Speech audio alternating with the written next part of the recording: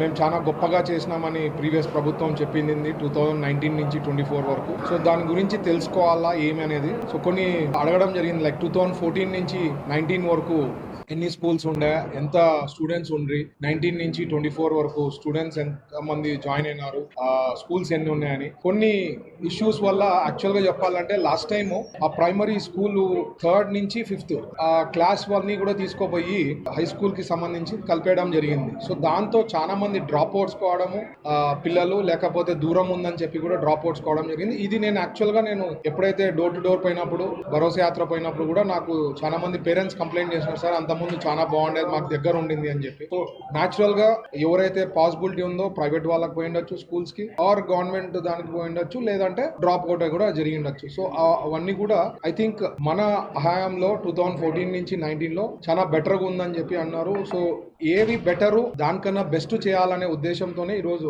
Review చేయడం జరిగింది, discuss చేశాము. కొన్ని వెల్ఫేర్ హాస్టల్స్ అనుకోండి, లైక్ ఎస్సీ హాస్టల్స్, బీసీది, మైనారిటీది ఇట్లాంటివి కూడా ఉన్నాయి. అవి కూడా మైనారిటీకి సంబంధించింది వేరే ఎక్కడో పెట్టారు, దగ్గర 18 కిలోమీటర్ల దూరంలో ఉందని చెప్పి విన్నా నేను. అది కూడా చాలా ఇష్యూస్ ఉన్నాయి, స్టూడెంట్స్ కూడా పోయేకి కానీ వచ్చేకి కానీ చాలా ప్రాబ్లమాటిక్. ఎందుకంటే అందులో కర్నూలు కాన్స్టిట్యున్సీలో మీ అందరికీ తెలుసు మైనారిటీస్ ఎక్కువ శాతం ఉంటారు. సో అది కూడా వర్కౌట్ చేసి ఎట్లయితే కర్నూలు కి కాన్స్టిట్యున్సీలోనే పెట్టేకి ఎక్కడ పాసిబిలిటీ ఉంది ఏమనేది వర్కౌట్ చేస్తాం జరుగుతుంది. అది కాక కొన్ని స్కూల్స్ సెంట్రల్ గవర్నమెంట్ నుంచి శాంక్షన్ అయినాయంట, ఎవరు కూడా పట్టించుకొని వాళ్ళు కాబట్టి లాస్ట్ టైం గవర్నమెంట్ కి అడిగినారంట ల్యాండ్ ఏదైనా శాంక్షన్ చేస్తే దాదాపు 60% మనకి సెంట్రల్ గవర్నమెంట్ నుంచి వచ్చేది, 40% స్టేట్ గవర్నమెంట్ కాంట్రిబ్యూట్ చేసేది. అది కూడా అడిగాము, బట్ ఎక్కడ మాకు స్థలాలు చూపిలేదు కాబట్టి అవి అట్లే అయిపోయినాయని చెప్పారు. సో అది కూడా రివ్యూ చేసి will see what best we can do about having new schools అన్నమాట.